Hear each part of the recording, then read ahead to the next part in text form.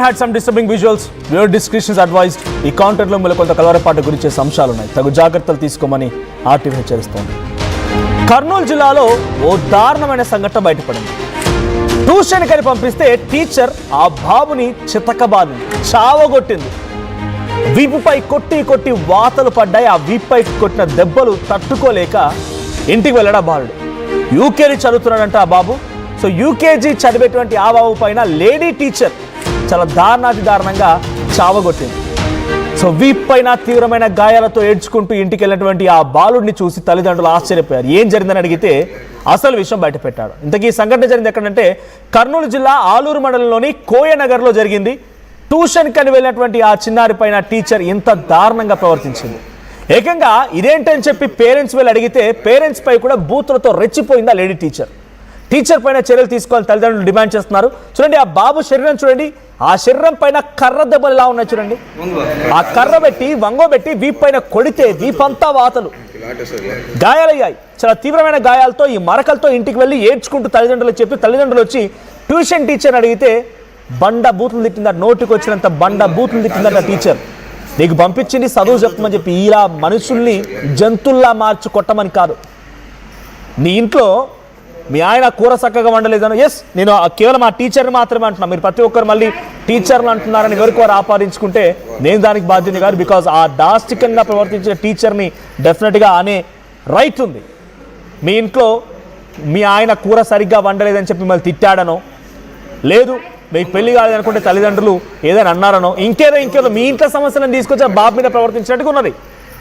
మీ ఇంట్లో సమస్యలు నీకున్నటువంటి పిచ్చి ఆ వెర్రిని ఆ బాబు మీద ప్రదర్శించినట్టుంది ఆ టీచర్. అంతలా కొట్టాలా? అపురూపంగా ఈ రోజుల్లో చిన్న దెబ్బ తగిలితేనే ఆసుపత్రికి వెళ్ళిపోయి హడావుడి చేసి తల్లిదండ్రులు చాలా సెన్సిటివ్గా పెంచుకుంటారు వాళ్ళ పిల్లల్ని.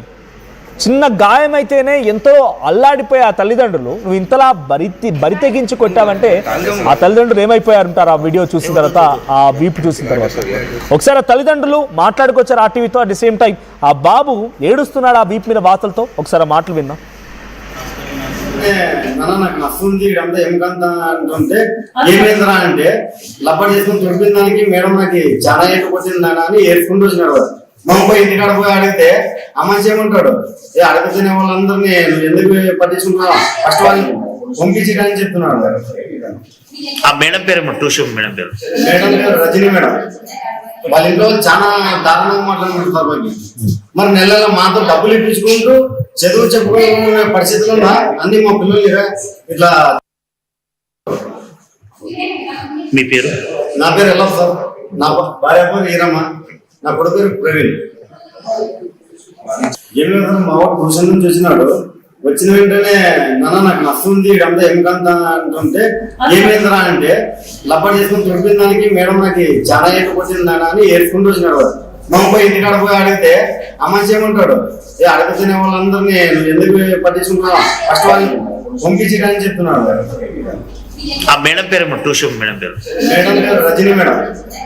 వాళ్ళ ఇంట్లో చాలా దారుణంగా మాట్లాడుకుంటారు. మరి నెలలో మాతో డబ్బులు ఇప్పించుకుంటూ చదువు చెప్పుకునే పరిస్థితులు ఉన్నా అన్ని మా పిల్లలు ఇట్లా. మీ పేరు? నా పేరు ఎలా సార్, నా భార్య పేరు ఈరమ్మ, నా కొడుకు పేరు ప్రవీణ్. రైట్. ఆ మేడం పేరు రజనీ మేడం అంట. ఎందుకు కొట్టారు మేడం అని అడిగితే బండ బూతులు తిడుతున్నారంట కుటుంబీకులు మొత్తం కలిసి. ఆ బాబు నేను కేవలం రబ్బర్ బెడ్ తుడిచాను అంతలోనే కొట్టిందని చెప్తున్నాడంట. సరే ఏదైనా కానివ్వండి, ఎంత పెద్ద తప్పైనా చేయనివ్వండి, అక్కడ బాబు చదివే రానికపోనివ్వండి, ఇంతలా కొట్టాలా? జంతువుల్ని కాదు, మీరు ఒకేసారి ఆ బెత్తం తీసుకుని ఆ బాబుని కొట్టినట్టుగా మీకు మీరు కొట్టుకోండి. ఒకసారి చూద్దాం. అమ్మో అయ్యో అని చెప్పి కేకలు పెట్టరు. మీరు కొడుతున్నప్పుడు ఆ బాబు ఎంతలా ఏడ్చుంటాడు, ఆ బాబు ఎంతలా కన్నీరు పెట్టుంటాడు అనేది కనీసం ఊహించుకోవచ్చు. ఒకసారి ఆ మరకలు చూడండి, ఒంటిపై ఎంత మరకలు ఉన్నాయో. అంటే ఎంతలా కొడితే, ఎంత బలవంతా ఉపయోగించి కొడితే అలా మరకలు అయిపోయి ఉంటాయి. నాకు తెలిసి ఆ కర్రకి ఆ చర్మం ఒలిచినట్టుగా వచ్చిందేమో ఆ కర్రకి, ఆ దెబ్బకి. మా ప్రతినిధి హుస్సేన్ సిద్ధంగా ఉన్నారు. హుస్సేన్, సో ఏంటి ఆ యూకే చదివేటువంటి బాబుని ఇంత దారుణంగా కొట్టింది ఓ lady teacher, tuition teacher. So తను మెంటల్గా ఏదైనా ఇబ్బందిలో ఉన్నారా, లేకుంటే తనకి ఏదైనా పిచ్చి పట్టిందా? ఇంతలా కొట్టడానికి కారణం ఏంటి? పట్టణంలో ఉన్న కోయనగర్ లో సెయింట్ జాన్స్ ఉన్నటువంటి పక్కన ఒక ప్రైవేటు పాఠశాలలో చదువుతా ఉన్నాడు. యూకేజీ చదువుతున్నటువంటి పిల్లాడు. అయితే నిన్న సాయంత్రం డైలీ స్కూల్కి వెళ్ళి వచ్చిన తర్వాత సాయంకాలం ప్రతిరోజు కూడా స్థానికంగా ఉన్నటువంటి ట్యూషన్ టీచర్ రజనీ వద్దకు ట్యూషన్ కి వెళ్తా ఉంటారు. అయితే నిన్నటి రోజున తను రాసుకున్నటువంటి నోట్బుక్ లో ఎరైజర్ చేస్తూ ఉంటే ఒక్కసారిగా ఆ కోపానికి లోనైనటువంటి రజనీ అనేటువంటి ట్యూషన్ టీచరు ఒక్కసారిగా కర్ర బెత్తం తీసుకొని పెద్ద ఎత్తున కొట్టడంతో వీపు మొత్తం కందిపోయినటువంటి ఘటన మనం చూస్తున్నాం. విజువల్స్ చూస్తే అయ్యో పాపం ఎంతలాగా బాధించింది, ఈ గుడ్డును బాధినట్టు బాధింది అనేటువంటి పరిస్థితి అయితే మనం చూస్తా ఉన్నాం.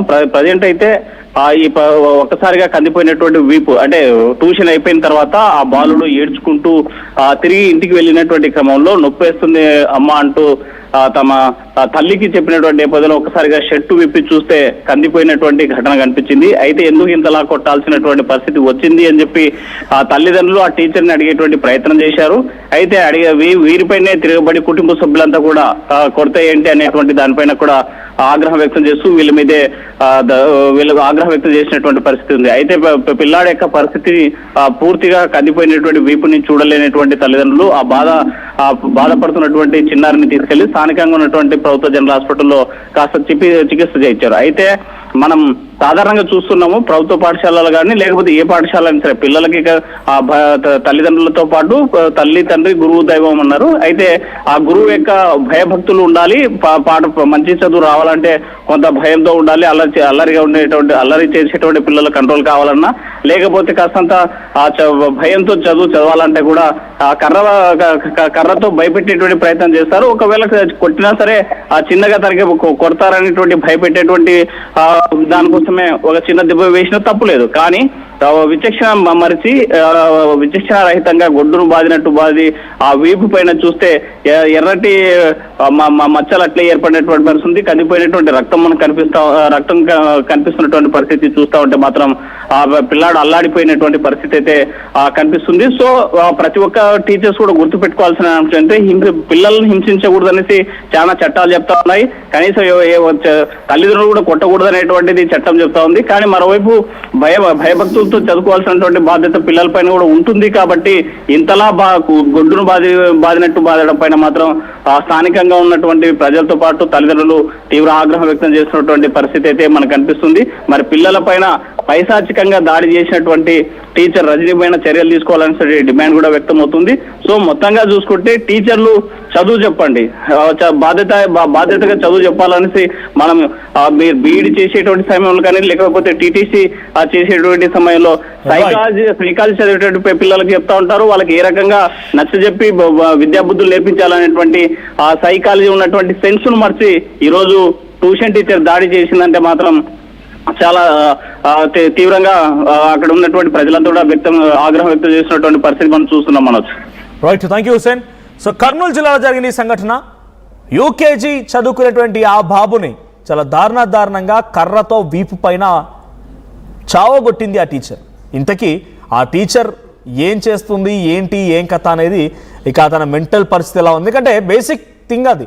మా ప్రతినిధి హుసేన్ చెప్తున్నట్టుగా మన టీచర్ ట్రైనింగ్ కోర్స్కి వెళ్ళినప్పుడు కానీ బీఈడి చేస్తున్న సమయంలో కానీ ఎలా హ్యాండిల్ చేయాలి పిల్లలు అనేది కూడా చాలా స్పష్టంగా చెప్తూ ఉంటారు. సైకలాజికల్ కూడా వాళ్ళకు కొంత అవగాహన కల్పిస్తూ ఉంటారు, ట్రైనింగ్ ఇస్తూ ఉంటారు. కానీ ఇక్కడ మరి అంత ట్రైనింగ్ తీసుకున్న టీచర్ అయితే ఈ రకంగా